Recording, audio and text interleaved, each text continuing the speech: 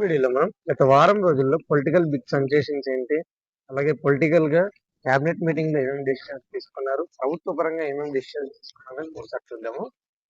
Political గా big sensation ఏంటంటే పెద్దిరెడ్డి మిథున్ రెడ్డి గారు అరెస్ట్. ఈ అరెస్ట్ జరుగుతుందని ఈవెన్ టీడీపీ నాయకులు కూడా ఊహించారు. ఎందుకంటే ఈయన పొలిటికల్ గాను అండ్ ఫైనాన్షియల్ గా మోర్ స్ట్రాంగ్. అంతేకాకుండా ఈయన ఢిల్లీ స్థాయిలో లాబింగ్ చర్చలు చేయగల సామర్థ్యత ఉన్న లీడర్ అనమాట. ఇప్పుడైతే ప్రజెంట్ రాజంపేట ఎంపీ అయినా ఈయన ఎందుకు అరెస్ట్ చేశారంటే 2019 నుంచి 2024 మధ్య మద్యం కుంభకోణంలో ఈయన పాత్ర ఉందంటూ తెలుసు. ఆల్రెడీ మద్యం కుంభకోణంలో కొంతమందిని అరెస్ట్ చేశారు. ప్రూఫ్స్ కూడా సేకరించింది సిట్. 3,500 కోట్లు స్కామ్ జరిగినట్టు సిట్ నిర్ధారించింది. అది నేను చెప్తున్నాను కాదు, సిట్ చెప్తున్నది.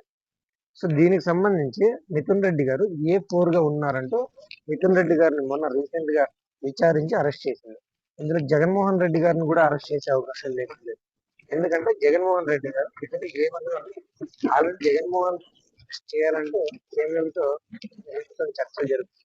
ఎందుకంటే ఆయన ఎంతైనా మాజీ సీఎం కాబట్టి ఆయన అరెస్ట్ చేయాలంటే కొన్ని ప్రొసీజర్లు పద్ధతులు ఉంటాయి కాబట్టి కేంద్రం పర్మిషన్ కావాలి కాబట్టి ఆయన అరెస్ట్ చేయడానికి కేంద్రంతో చర్చలు జరుపుతున్నారు. సో ఇక ప్రభుత్వ పరంగా క్యాబినెట్ లో ఏం డిస్కస్ చేసుకున్నారంటే ఈ అమరావతికి పెట్టుబడులకు సంబంధించి ఇంకా ఏమైనా పాలసీలు తీసుకురావాలా, ఉన్న పాలసీలు చాలా అని చెప్పేసి డిస్కస్ చేస్తున్నారు.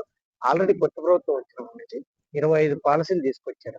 సో నేను వీలైతే ఆ 25 పాలసీల గురించి ఒక వీడియో చేసే ప్రయత్నం చేస్తాను. ఎందుకంటే రాష్ట్రం కానీ దేశం కానీ అభివృద్ధి చెందాలంటే పాలసీలే మెయిన్ ఇంపార్టెంట్.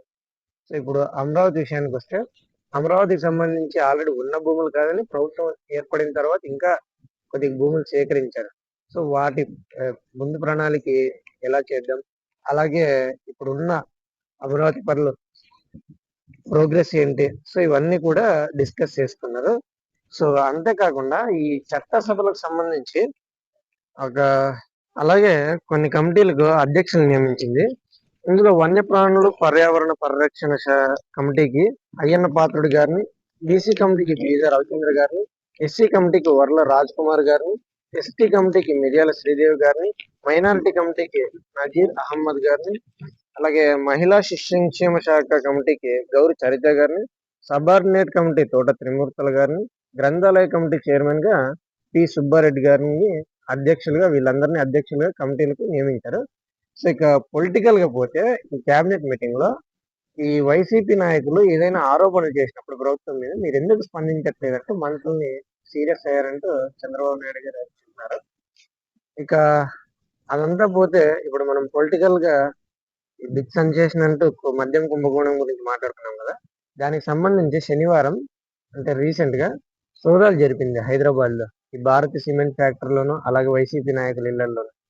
సో దీనికి సంబంధించి ఓవరాల్ గా 3,500 కోట్లు స్కామ్ జరిగినట్టు సిట్ ప్రూఫ్ తో సహా నిర్ధారించిందండి.